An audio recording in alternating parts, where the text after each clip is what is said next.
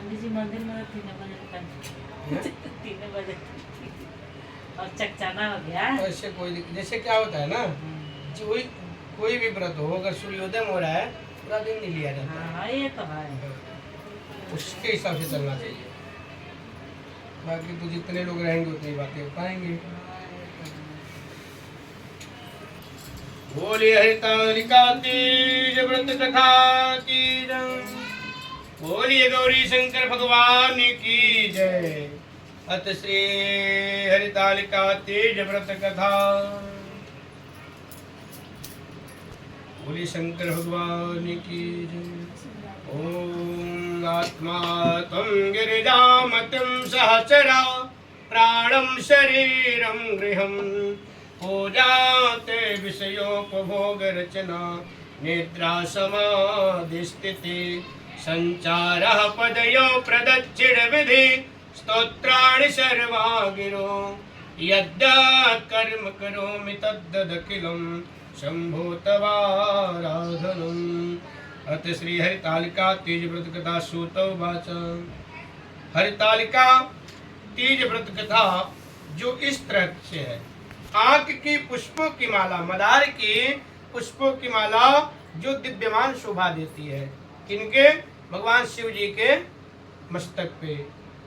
जिस भगवान श्री चंद्रशेखर के कंठों में मुंडों की माला पड़ी हुई, जो माता पार्वती दिव्य वस्त्रों से भगवान शंकर दिगंबर वेश धारण किए हैं, उन दोनों भगवती तथा शंकर को नमस्कार करता हूँ। कैलाश पर्वत के शिखर पर माता पार्वती ने पूछा, हे महेश्वर, अब हमसे आप गुप्त से गुप्त वार्ता कहिए, जो सबके लिए सब धर्मों से सरल हो अथवा महान फल देने वाला, सबसे ज्यादा फल देने वाला हो। हे नाथ, अब आप हमसे भली भांति प्रसन्न होकर के मेरे सन्मुख प्रकट कीजिए कथा। हे नाथ, यदि मध्य और अंतरहित हैं, आपकी माया का कोई पार नहीं है, आप बहुत शक्तिशाली हैं। अब हमको आप किस प्रकार से प्राप्त हुए? माता पार्वती जी पूछ रहे शिव जी से, आप मुझे पति के रूप में कैसे मिले हैं? वह सारा कथा हमें आप बताएं। कौन कौन से दान पुण्य फल से आप हमें वर के रूप में मिले? तब महादेव जी बोले, हे देवी सुनो, मैं उस व्रत को कहता हूँ जो परम गुप्त है, मेरा सर्वस्व है। जैसे तारा गढ़ों में चंद्रमा, ग्रहों में सूर्य, वर्णों में ब्राह्मण और वेदों में महाभारत, देवताओं में गंगा, वेदों में सामवेद, मन में श्रेष्ठ। जैसे इंद्रियों में मन श्रेष्ठ है, वैसे पुराण वेद में इसका वर्णन आया है, जिसके प्रभाव से तुमको मेरा ये आसन प्राप्त हुआ है।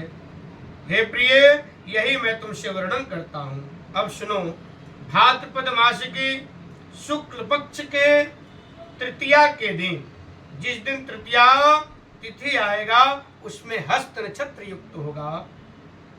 उसमें तुमने पहले के समय में हिमालय पर्वत पर इस व्रत का तुमने व्रत रखा है और कथा सुनी है,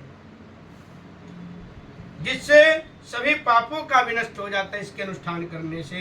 हे देवी सुनो, तुमने पहले के समय हिमालय पर्वत पर इस व्रत का कथा किया है और तुमने व्रत किया है। पार्वती जी बोली, हे प्रभु, मैंने इस व्रत को किस लिए किया है, वह सुनने की इच्छा है, आप कहें।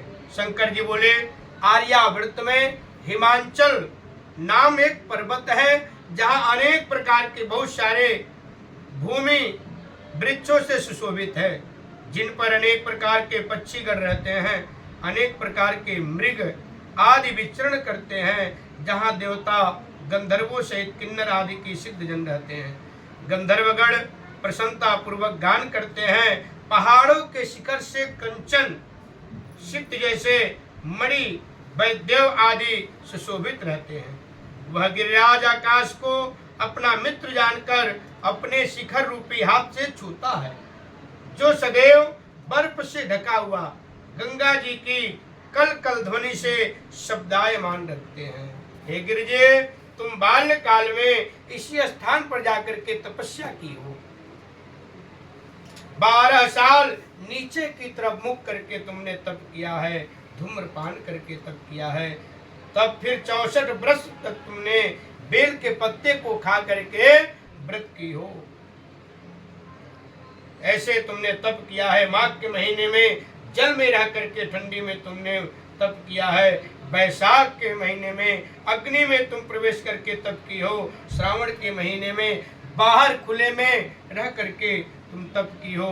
अन्न जल त्याग करके तुमने अपने शरीर को कष्ट दे करके तप किया है। तब यह सब देख करके तुम्हारे पिता को चिंता होने लगी। चिंतातुर होकर वह सोचने लगे कि मैं अपने बेटी का किसके साथ वर्ण करूं, किसके साथ विवाह करूं।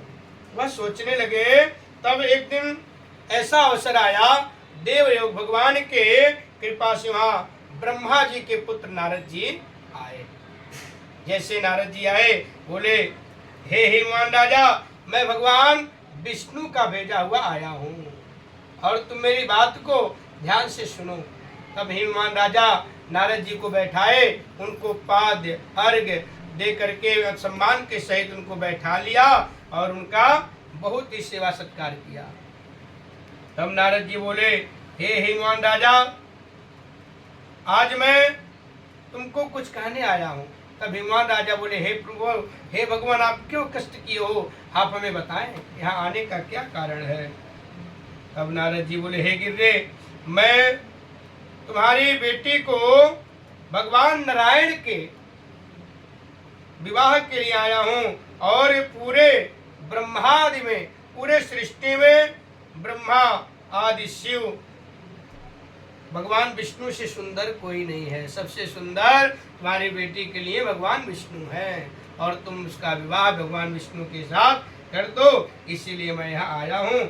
जैसे गिरिराज जिस प्रकार का नारद जिस वचन सुनते हैं, बोले, मैं तो धन्य हूँ। जो भगवान स्वयं नारायण मेरे पुत्री को अर्पण करना चाहते हैं, ये अहोभाग्य की बात है और मैं अपनी बेटी का विवाह भगवान नारायण श्री हरि के साथ अवश्य करूंगा। ऐसे नारद जी को वचन हिमवान राजा दे दिए। अब इधर नारद जी वहां से अंतर ध्यान हो गए आकाश में और हिमवान राजा ने अपनी बेटी से आकर के बोले, हे बेटी, मैं तुम्हारा शादी निश्चित कर दिया हूँ भगवान श्री हरि विष्णु के साथ। अब जैसे माता पार्वती जी इस प्रकार की वचन अपने पिता के मुख से सुनती हैं, उनके शरीर में करंट लग जाता है। वह बहुत दुखी हुई, क्योंकि माता पार्वती जी शिव जी को अपना पति के रूप में मानती थी और उनको ही अपना पति बनाना चाहती थी।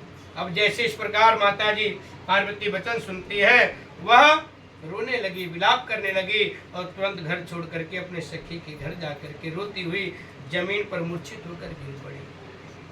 अब जैसे इस प्रकार की रोते हुए और मूर्छित होकर देखी सखी, तो वह बोली, हे देवी, तुम किस कारण दुखी हो, क्या बात है, मुझसे बताओ, मैं अवश्य तुम्हारी इच्छा पूरी करूंगी, मैं इसका कोई न कोई रास्ता अवश्य दूंगी। तब पार्वती जी बोली, हे सखी सुन, मेरी जो अभिलाषा है यह मैं सुनाती हूँ। मैं महादेव भगवान शिव को वर्ण करना चाहती हूँ, अपने पति बनाना चाहती हूँ, इसमें कोई भी संदेह नहीं है, कोई भी संशय नहीं है। लेकिन इस कार्य को मेरे पिताजी ने बिगाड़ दिया है। मेरा विवाह भगवान विष्णु के साथ निश्चित कर दिया है, जो कि मुझे स्वीकार नहीं है। उनकी सखी बोली, कोई दिक्कत नहीं, इसमें क्या बात है, तुम ऐसे जगह चली जाओ जो तुम्हारे पिताजी कभी वहां गए न हो, न देखे हो, ऐसे स्थान पर चली जाओ। अब जैसे माता पार्वती जी अपने सखी को इन वचनों को सुना, वह तुरंत तैयार हो गई और दोनों सखी और माता पार्वती जी वहां से चली। वह जंगल में चल दी और चलते चलते बीच जंगल में गई। वह बहुत भयानक जंगल था। फिर वहां से कुछ दूर जाकर के एक नदी था, नदी के तट पर जाकर के पार्वती जी उनकी सखी ने वहां पार्वती जी तपस्या करने लगी और इधर हिमवान राजा व्याकुल हो गए, मेरी बेटी कहाँ चली गई। वह चिंतित हो गए, वह सोचने लगे कि मेरे बेटी को, कन्या रूपी रत्न रूपी मेरे बेटी को कोई हिंसक जानवर तो नहीं मार दिया, कहीं सर्प तो नहीं डस लिया, कहीं देव किन्नर आदि कोई हरण करके तो नहीं ले गया। इस तरह से चिंता में वह व्याकुल थे और चिंता के कारण वह ऐसे कांप रहे थे जैसे बहुत तेज हवा चलता है और पेड़ हिलता रहता है, ऐसे हिमवान राजा कांपने लगे और मूर्छित होकर गिर पड़े। जैसे गिरे, नगर के लोग दौड़ते हुए, हाहाकार मच गया। सब लोग आए और बोले, हे राजन, अब क्यों चिंतित हैं? अपने चिंता का कारण बताएं। तब वहां हिमवान राजा कहते हैं, मेरी रत्न रूपी बेटी का कोई हरण करके लेके चला गया है, या कोई सर्प डस लिया है, या कोई जंगली जानवर, हिंसक जानवर, सिंह आदि उसको मार दिया है। अब जैसे इस प्रकार वचन सुनाते हैं हिमवान राजा नगरवासियों को, वो लोग भी बहुत चिंतित हो गए, दुखी हो गए। फिर सब लोग बोले, हम लोग आपके साथ चल के अपने के बेटी को खुजवाएंगे।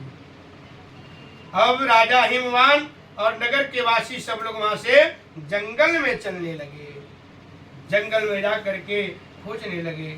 और वहां हिमवान राजा ये भी बोले, हाय, मैं तो अपने बेटी का विवाह भगवान